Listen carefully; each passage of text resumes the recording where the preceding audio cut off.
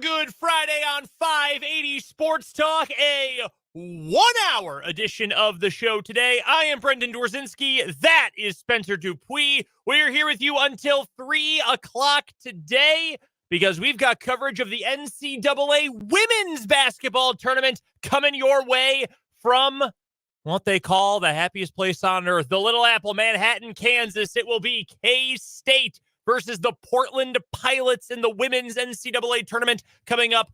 3 o'clock pregame coverage, 3:30 tip-off, round one of the NCAA tournament. We are so very excited for the Cats coming up a little bit later on today. We've got a full hour for you. Just Spencer and I. Dan's in Manhattan for the game, so we're going to break down everything going on around the NCAA tournament. We will talk to Matt and Derrick as well. We've got an edition of Chiefs Insider coming up at the bottom of this hour. Matt kind enough to join us an hour earlier than normal because of the short show today. So we'll talk to Matt coming up a little bit later on. We're going to get to KU from last night. And yes, I know people want to talk about the foul, the block. We're going to get to that. We'll talk about the game itself, what awaits KU in the form of the Gonzaga Bulldogs coming up tomorrow early afternoon. We'll get to some other news and notes from around the NCAA tournament as well. You are welcome to be a part of this shortened edition of the show, either on the Top City Metal Supply text line, 785-272-9429,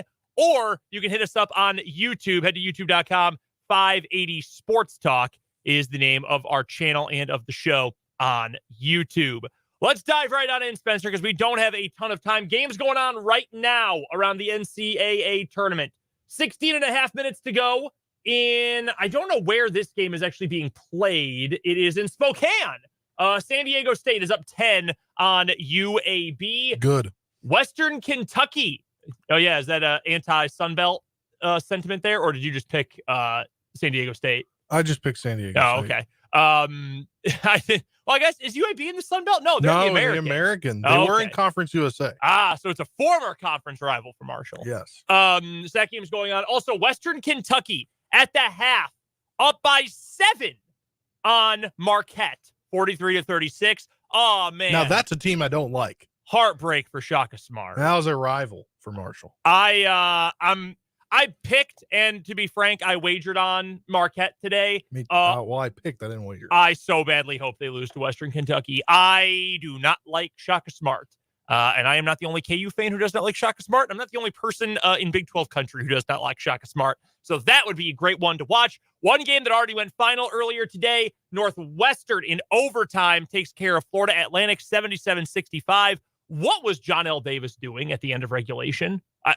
He had 8 seconds, and he just went for a nice little stroll. Personally, I thought they should have called a timeout, called a play, and knew to have the ball at the last shot. I'm not usually opposed to just going and to try to catch your opponent napping a little bit after they just made a big shot.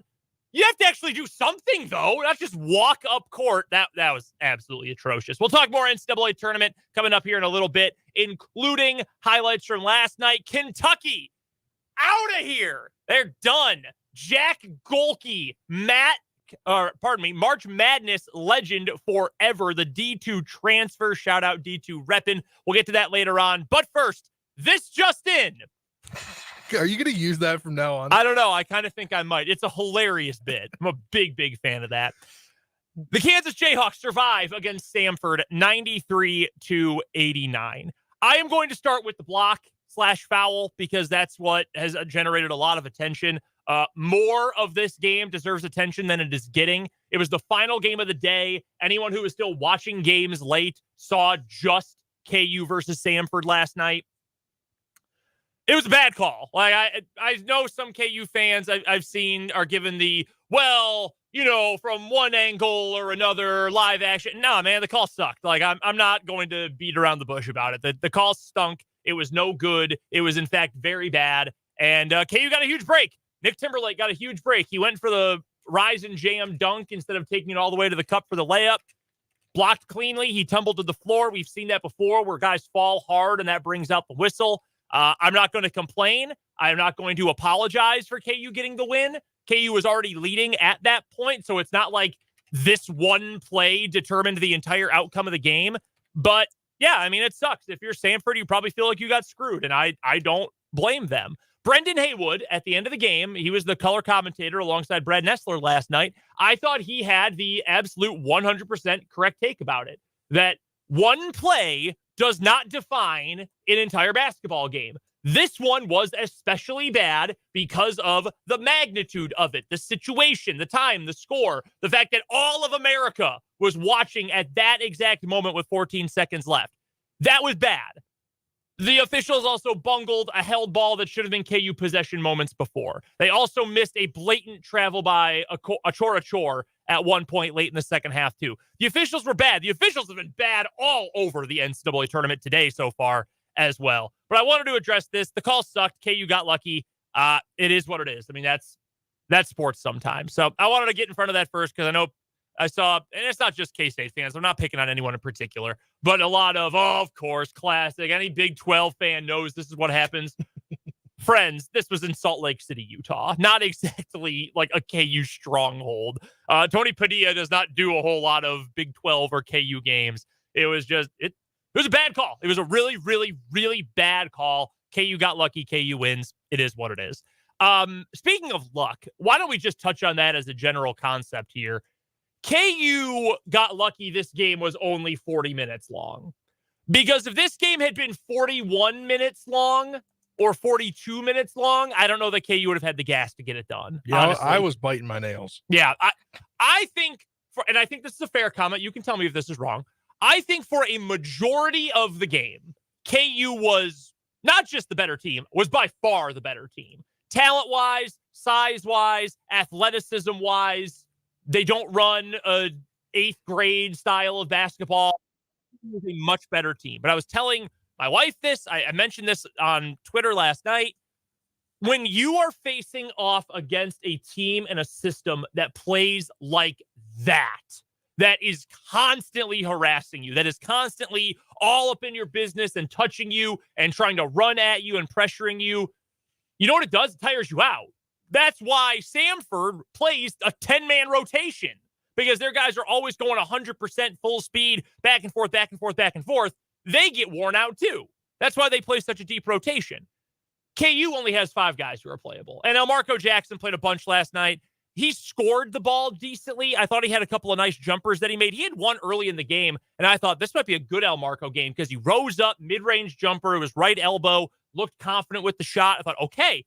He was not prepared for the pressure. He just was not. I don't think Furphy did a great job with pressure. He had one embarrassingly awful turnover. He caught an outlet pass in the front court and then threw it back into the back court. Johnny, what are you doing, man? He did learn how to shoot better prior to the game, though. He shot really well. KU's offense was incredible because they were playing against a JV scheme. I was telling you this before we got in the studio today. I have no respect for that style of basketball. And I'm glad KU won so it doesn't sound like sour grapes. Because if I came in here today and said, I hate that style, then it sounds like I'm just whining and complaining. I'm not. I get why that works when you play the schedule that Samford played on the year. When you're playing the Mississippi University for Women, or Mississippi College and these other teams they played, I'm sure that strategy works out real well. Teams they played, East Tennessee State and Mercer and Western Carolina, the Citadel. I'm sure that strategy works out beautifully. Those teams don't have Hunter Dickinson. Yeah. Those teams don't have point guards like DeJuan Harris or athletes like KJ Adams and Johnny Furphy. Like, that doesn't work. But the reason it held up was they wore KU down. And we saw it. Hunter Dickinson was the best player in the game. Is that an agreement here? Yeah. 100%. When he came out and they gave up points, he looked like, put me back in there, coach. I'm ready to go. I'm ready to go. Get me back in the game. But I think it's also fair to say by the last couple minutes of that game, and Bill Self tried to steal him a couple minutes, like 2 minutes from about 8 to 6 minutes left in the second half. 2 minutes early. Yeah, maybe 2 minutes early to get Parker Brown in there, and that was a disaster.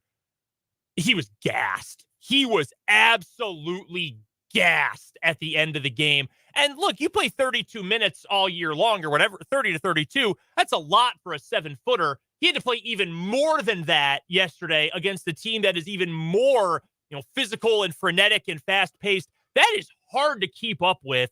And I think more than And it showed on the defensive end even more than offensively, but the offense petered out too. They were just exhausted by the end of the game. That's what stood out to me in those final 5 minutes. Yeah, and I think too, where you played a lot of reserves was where you had, Nick Timberlake. He only played 26 minutes, and you got bench guys in there for him and for Furphy, and then really not much. I mean, time off the floor combined for what Harris, Dickinson, and Adams was 8 minutes, I think, off the floor. That's insane. Yeah, and 26 minutes played for Timberlake, and he had 21 minutes for Marco Jackson. So Jackson was coming in for basically Timberlake, Furphy, and Harris, essentially. Or not even that, I guess. But whatever. I mean, Nick Timberlake had a good shooting night. I think that's career high for him. KU high. KU high, yeah. Hey, I will say this about Nick Timberlake, because we all agree. I said this going into the game yesterday. We all agree it's been a bad year for Nick Timberlake. They said on the broadcast 70 teams reached out to him in the portal for his shooting ability.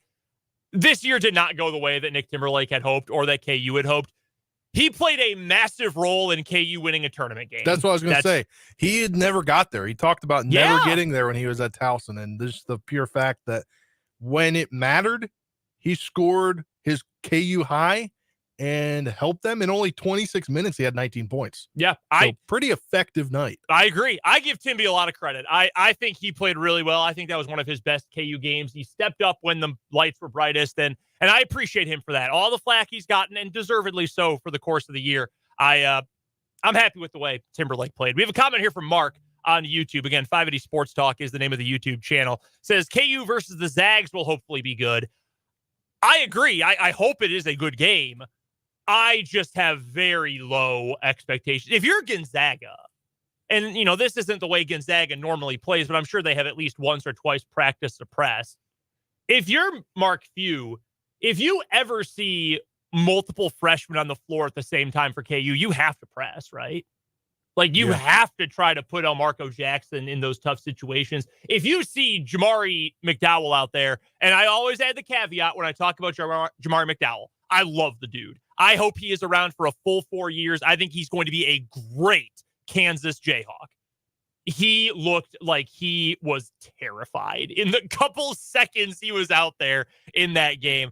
My expectations are really low. This is a crazy short turnaround for KU. You play an interminably long game last night. It went for so long.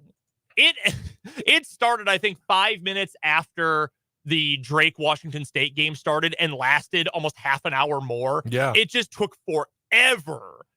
And then you have to turn around.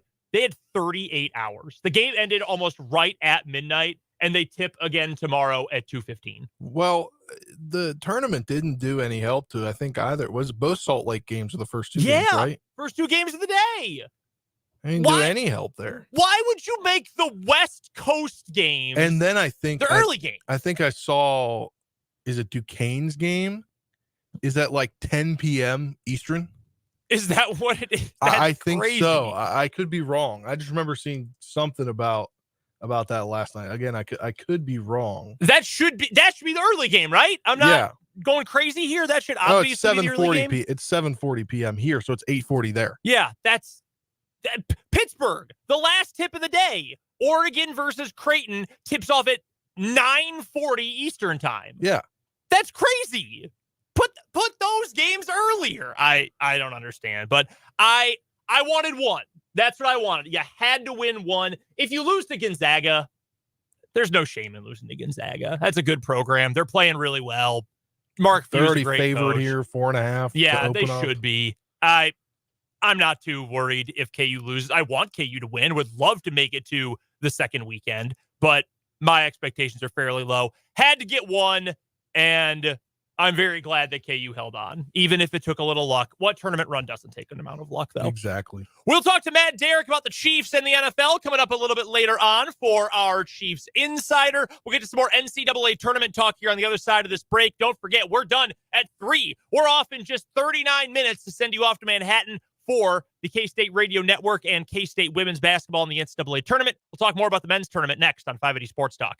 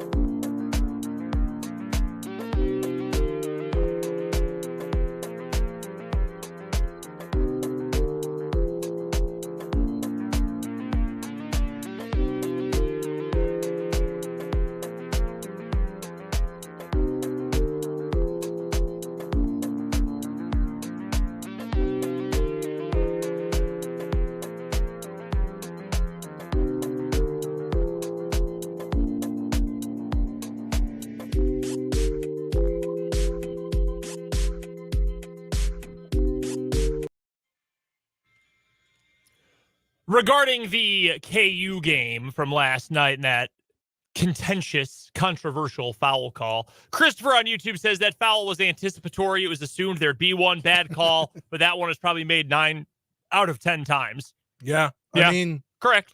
100%. It's all at 100% speed. Yeah. And with it being unreviewable, that's what they were talking about after the game in the TBS studio. Yeah. They were going back and forth, and it essentially comes down to that's not the rule. Like, if you want to argue that there should be a rule change and that should be reviewable, that's fine. But that's not the rule as it stands, that you can't go back and review it. And if you want to argue about that, totally fine. Go for it. We've got Barbara in the YouTube. She says, sorry, I'm watching the women's tournament today. Certainly don't apologize for that. There's a reason we're only here for an hour today. We're super excited for women's college basketball coming up today from K-State. We'll get you off to the K-State Sports Network coming up here in just a little bit. An update on the action going on right now in the men's tournament. Stetson and UConn, no score a minute and a half into the game. UConn in trouble? Probably not, and they just scored, so there you go. San Diego State still holding on against UAB, 49-43. That game is 12 minutes left. Clemson and New Mexico just underway. Clemson leads by 7. Marquette has come back to tie Western Kentucky. That game is 48-all with just under 16 minutes to play in the ball game. Some other headlines from the games last night. Oakland. Were you aware that Oakland University was not in California? No. I did not know where it was, to be completely honest with you. I'll tell you what, their coach is a character, though. Did you see those photos? Yeah, what, the Christmas sweaters? Yeah. Did you see the video of him working at McDonald's? Giving, I think it was, if you bought a Shamrock Shake from him, they were going to give you free tickets. And, yeah, it's a little promotion they whipped up with their marketing department. Yeah. Just apparently, I was reading, he actually just loves McDonald's. Like, he's just a huge McDonald's fan. So he's like Jason Kelsey, and he goes there every morning probably and gets his coffee. Exactly. Jack Golke, that is an all-time March Madness performance. Yeah. 10 threes. Did you see how many dribbles he took the entire game? I did not. He shot 20 times. He went 10 for 20 from 3. Was it 10 for 20? It was something crazy. He made 10 of 20. I don't remember what the number was. He made 10 3-pointers in the game. He took 3 dribbles the entire game, and he made 10 threes. It was just all stuff coming off screens, contested, didn't matter. One of the most specialized players in all of college basketball. That was awesome. I know Cal's buyout is $33 million. Can he survive this? I don't know that he can. I don't think they're buying him out. Do you give me another year and that happens? Maybe. But I just don't think in this economy, they can buy that out. It's been nearly a decade since the Final Four. I just think they should have given him that, was it a lifetime contract they gave him in 2018 or 19? Yeah. Yeah, I don't think that. I mean, Gady's one of the greatest coaches in college basketball of all time with what he did with that run. But not a lifetime deal. Yeah, it's I don't know. If you're a fan, I don't know how you're still bought into Coach Cal at this point. I'll tell you what, I know a lot of Kentucky fans from my time in the Huntington area. Mm-hmm. And they were not happy last night on Facebook. I believe it. I 100% believe that.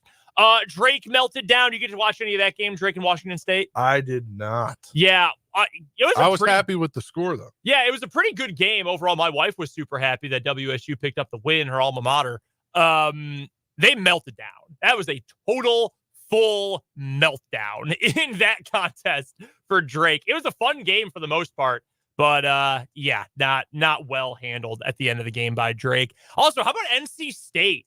I thought Texas Tech was going to win, but they're still rolling. They have gotten so many great individual performances that when you get that many dudes who individually are playing that well at this time of year, to have them all mesh together so perfectly, it's awesome. And Tech was so weird all year. I did think Tech would win, but that was more so because I thought the magic for NC State was going to run out. Honestly, me too, but I messed up. Like, that was my pick.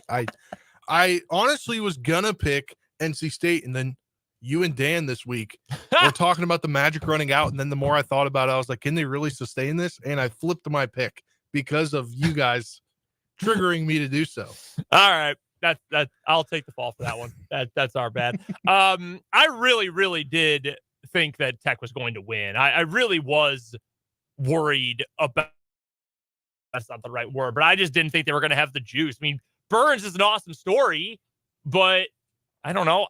You won 5 games in 5 days. There's a reason we hold that Kemba Walker run to the national championship for UConn in such high regard years later, because it was just so special to have won 5 games in 5 days in the Big East tournament and then to do so in the NCAA tournament all the way. Just, I give him credit. I give all the credit in the world to Kevin Keatts, North Carolina State. Barbara on YouTube says Tech messed up my bracket. Yeah, you're not the only one. That was certainly a tough one. Any other big headlines from yesterday's games that we missed?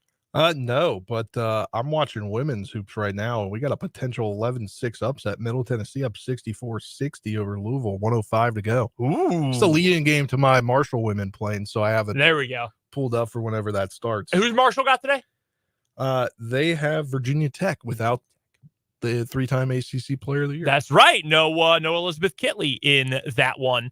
South Carolina, I know, in action today. Obviously, K-State is in action today, coming up a little bit later on as well. We'll have that coverage from K-State here for you on 580 WIBW. And an update on what's going on now around the country, around the NCAA tournament. Marquette has now pulled ahead. Marquette leads by 5 over Western Kentucky. Crisis almost averted. Let's hopefully it can be averted. Yeah, 14 minutes left. Western Kentucky has totally hit the skids. They will go to the free throw line here. UAB has taken the lead from San Diego State. I bet on UAB today, so I'm feeling good about that State, one. Come on.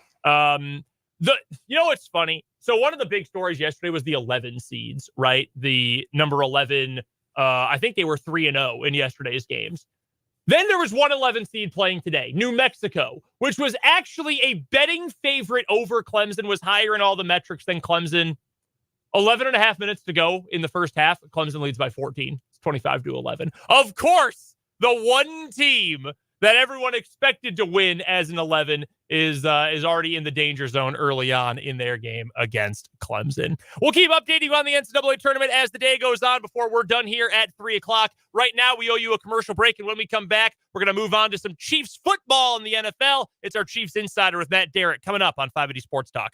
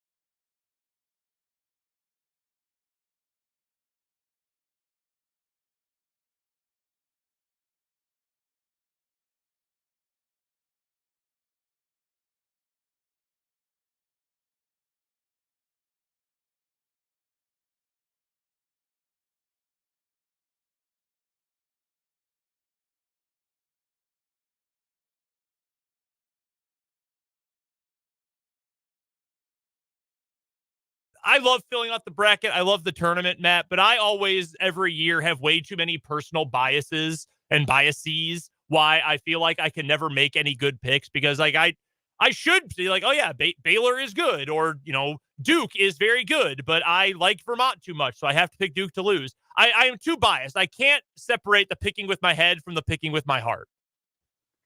Yeah, and I used to always do two brackets. I used to do a head bracket and a gut bracket, and then I found out that, you know what, both my head and my gut are both terrible, so it doesn't matter. Yeah, that is very relatable. Very, very. I saw someone else yesterday who they did the same thing. They did the head and the heart bracket, and their heart bracket made like the first 8 picks all correct, but they also had like a bunch of 15 seeds making it to the Elite Eight and the Final Four, and thought, yeah, that's probably not going to go very well for you. Yeah, when you go 8-8 on the first day, not really the strongest of starts.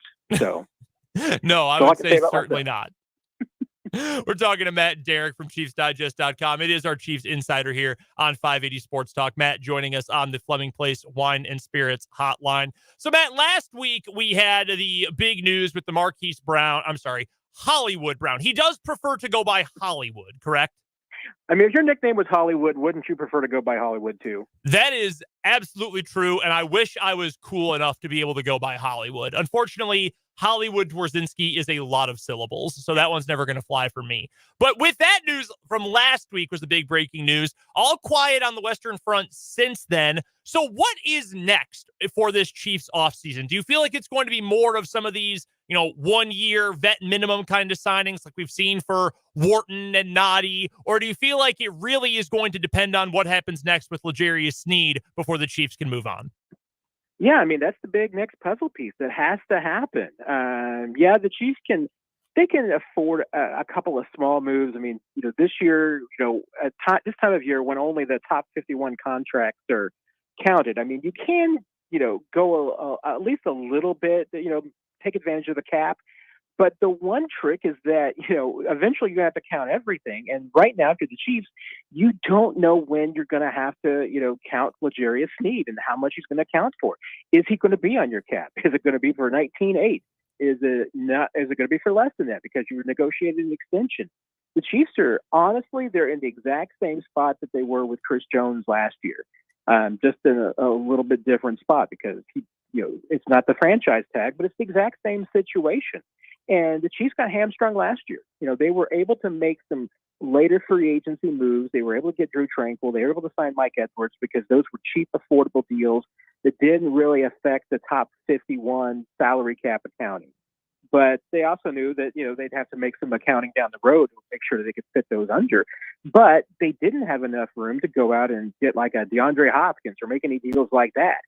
They're kind of hamstrung in that way right now. I mean, they can make some small moves. They could pick up a veteran safety or a veteran receiver that's really affordable, but they couldn't make another Hollywood kind of signing. I mean, they're out of the market for that until they deal with L'Jarius Sneed. And that's exactly where they were with Chris Jones last year. Chris Jones kept them from making some additions. Right now, L'Jarius Sneed's situation and standoff is doing the exact same thing. Right now, what would you put as the percentage odds of a trade versus he plays out the year on the tag? Versus with both those possibilities, I would probably say combined or maybe around probably over 50%. I mean, I feel like those are two of the better and top options. Getting traded is still plurality for me, but I think I'd no more than maybe 40%. There's a lot of options. I mean, playing under the tag is one. Signing an extension with the Chiefs is one. Having the tag pulled off of him is a possibility. I mean, there's no doubt about that. I mean, the Chiefs could face that route at some point. If L'Jarius has a contract demand that other teams aren't willing to meet, and the Chiefs feel like that they're not getting anything more than a third-round pick back for L'Jarius, if and when he does agree to a contract, I mean, what's the advantage for the Chiefs of having him under the tag if he says he's not going to play under the tag? I mean, there's still so many moving parts to this. It's not not an A or a B scenario. I mean, there's still like 6-7 different outcomes to this that are possible. And, I'm not sure that we really have a good grasp on what's going to happen next. Talking to Matt Derrick from ChiefsDigest.com. It is our Chiefs insider here on 580 Sports Talk. Matt joining us on the Fleming Place Wine and Spirits hotline. Go check out his phenomenal work covering the Kansas City Chiefs over at ChiefsDigest.com. One last thought about L'Jarius Sneed here. How big of a concern is the knee? It's a concern. I mean, I don't think there's any doubt, especially for other teams looking at his situation. I mean, if you're going to invest in a player in multiple years with some guaranteed money, I mean, there's absolutely no doubt that knee is a factor. And it sounds like it certainly has been for some teams as far as both maybe the term and the guarantee that you would give L'Jarius. I mean, I don't think there's any doubt. I mean, you can make a compelling case that L'Jarius Sneed is one of the best corners in the league. But then when you bring in the two other factors, you bring in his age at 27 and you bring in the knee, I mean, teams have concerns because they're going to be worried that, how many peak years does L'Jarius Sneed have? And two, what's his availability going to be? So if you're thinking of signing him to a 3-year deal, what you've got to be thinking, what's the possibility that in the next 3 years will be a 27, 28, and 29 seasons? Has he reached his peak? How many peak years does he have left? And is he going to miss games in those peak years, either because of the knee or, as I've heard in the past, some teams have a concern with his play style, that he's too physical, that therefore at some point he's also going to miss games because of his physicality.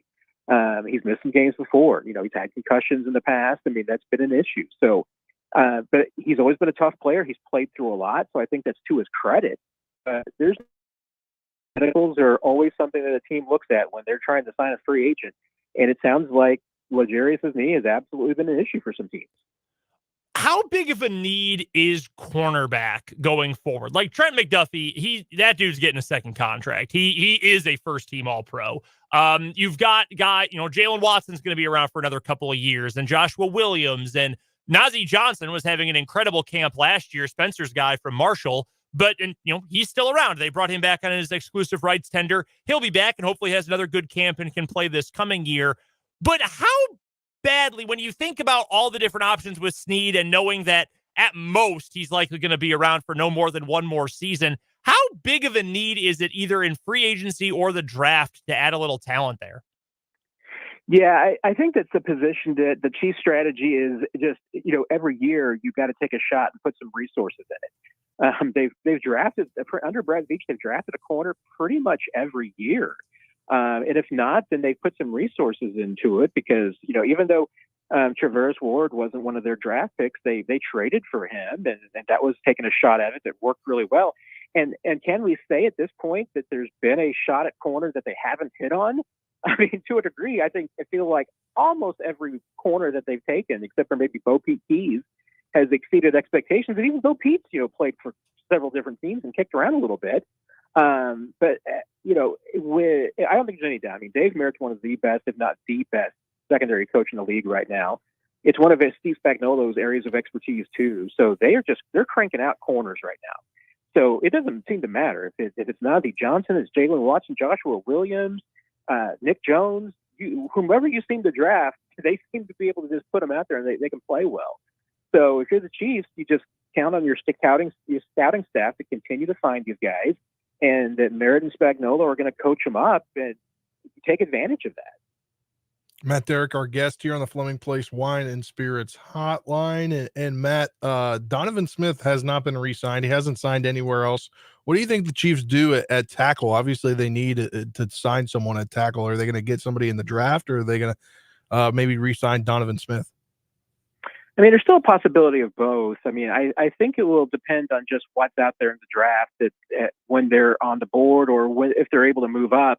You feel like with Wanya Morris, they got their kind of developmental tackle, that if they were, really looking for somebody to just draft and develop to be a left tackle, they kind of got their guy a little bit. I mean, is there the possibility that they find a left tackle in this year's draft too, and now Wanya Morris is a right tackle? I think you feel pretty good about that long term, post the Juwan Taylor era. But I think they've at least put themselves in a position where they can go a couple of different ways. And what Brett Veach, told us at the combine was that really at the left tackle spot in free agency was they were just looking for competition. Somebody to come in that could compete with Wanya, just make sure that maybe it's not a guarantee that he would win the job, somebody that fallback would be a solid swing left tackle. So Donovan Smith, I think, would still be an option in that category. I mean, the fact that the Chiefs are letting him shop if there's going to be a better deal out there, if he can find it, good for him. But it's not a slam dunk that he's back. I think they'd consider some other veteran affordable options, but I don't think at this point there's no doubt. I mean, it's not like they're going to plunk $10 million for a left tackle. I mean, it's going to be somebody who, if they do sign someone, it's going to be either a veteran that maybe just has a little bit of juice left in the tank, like Donovan Smith. Maybe it'll be a journeyman. You just feel like come in and give you some good reps if you need it for an injury. Maybe they draft it, but it still looks like it's up in the air a little bit. But I would expect right now, I mean, unless something drastically changes, that Wanya Morris will probably be the first guy up at that position. Matt, to the point you just made, too, if the Chiefs did want to add, whether it's for competition or genuinely to be the left tackle starter, do you think it's more likely that they would just go back to Donovan Smith since he's been around, he knows the expectations, he knows the team, or was that maybe a, hey, thanks for the year, we'll, see you later, and you would try someone else in that spot? I would think that there's a decent chance that it might be somebody else. I mean, Donovan's going to be 31. He's obviously had some injuries in the past, so that's a concern. He had a little bit of injuries there at the end of this year. They kind of just rested him up for the playoffs, and I thought played pretty well in the postseason. But I think there's a legitimate question about, hey, is Donovan Smith still a 20-game left tackle? I mean, that's what you're talking about if you're the Chiefs. It's not a 17-game season. It's a 20 or 21-game season. And I think they saw last year that maybe that's the case, that with him, he's not necessarily a 20, 21-game answer. So I think they'd probably be looking in a different direction, but at the right price, if Donovan Smith, if he could come back, I think they would absolutely see him as a depth piece. I just don't know if at this point in his career, he's willing to do that. I think he still wants to start in this league. If he can find a place where he can compete, if that's Kansas City or elsewhere, that's where I think he might end up. One other spot, Matt, that I wanted to ask you a question about. We're talking to Matt Derrick of ChiefsDigest.com here on 580 Sports Talk. Do you think bringing back Wharton and Noddy was the prudent thing to do for the defensive line? I think it probably was. I mean, there's sometimes something to be said. I mean, if you look at this Chiefs roster, I think one of the reasons why they continue to win is that they haven't been afraid to walk away from guys and not pay too much money for certain players and positions. I mean, obviously last year they had a lot of turnover from the Super Bowl team, and they still won another Super Bowl. So that decision making about when to walk away from guys has been good.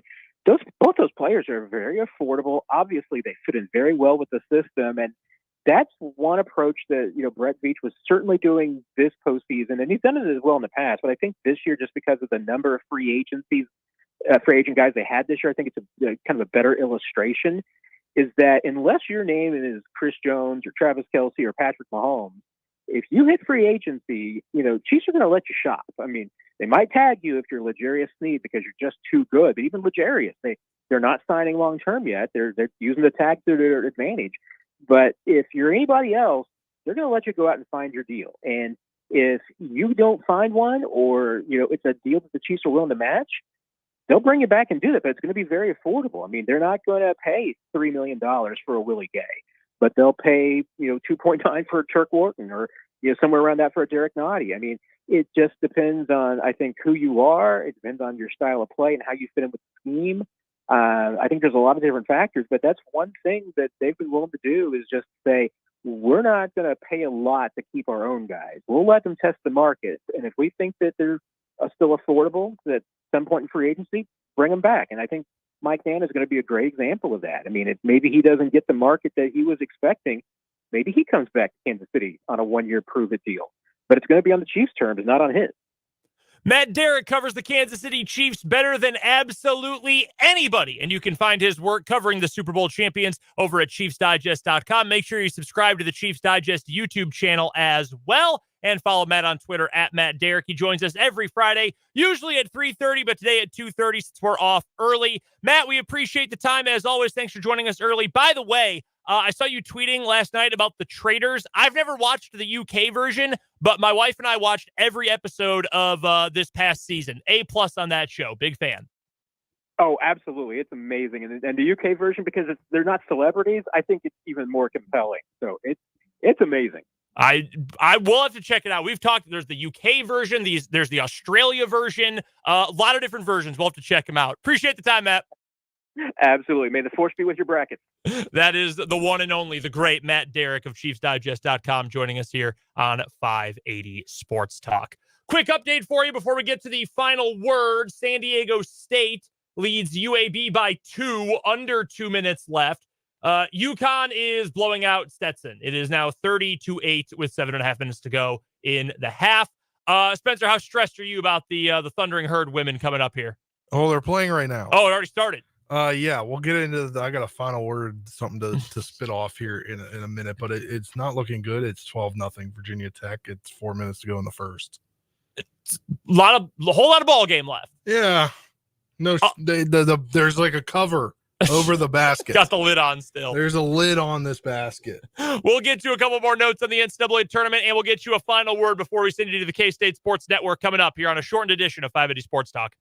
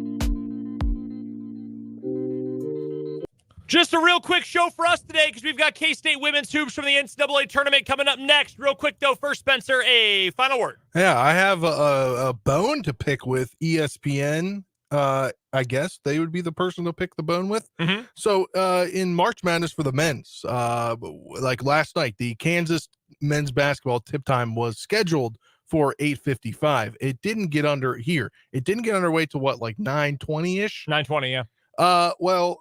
Marshall in the women's tournament was set to take on Virginia Tech. That game was a 2:35 tip, or 2:35 tip or 2:30 tip, I think, and they pushed it to 2:36. But guess what? They didn't keep pushing it. They said on the very bottom right in their little thing, just like it's a regular game, Uh-huh. go to ESPN app to start it, streaming on ESPN app. Like, this is the NCAA tournament. Yeah. There's a precedent set by CBS and Turner. You gotta push the game time. But a heck of a win by Middle Tennessee over LSU. Yeah. Or not LSU, over Louisville. Yeah, no, that's the women's tournament, man. It gets better and better every year. That is lame, though. If you're going to advertise it's all going to be on TV, put it all on TV. No, I'm with you on that one. But hopefully the Herd can pull this off. But again, they were picked like last in the conference, and they won the conference outright. Made it to the tournament. Already a good year. Down 18-3, though. Real quick, two-part final word for me. One, this is why March is so great. Greg Campy, head coach of Oakland, which upset Kentucky last night, said that Oakland University sold $8,000 worth of T-shirts to people with credit cards in Louisville zip codes, and said, quote, I don't know if when Louisville and UK play next year, the Louisville people are going to show up in Oakland shirts or what. That's awesome. Yes. That is so cool. Good for Oakland making some cash, and good for those very sad already Louisville fans for rubbing it in a little bit for their biggest rivals. Also, KU won. I'm not apologizing for a win in March. Did Samford get kind of screwed over by a bad call at the end of the game? Yeah, they did. The call sucked. It happens sometimes. That's basketball. And I'm not going to apologize, especially when KU Gonzaga might get kind of ugly in the next round. We're back on Monday with a full show. We've got K-State women's hoops at the NCAA tournament coming up next. Until next week, for Spencer Dupuis, I'm Brendan Dworzinski. Enjoy the tournament. We'll talk to you about it coming up Monday on 580 Sports Talk.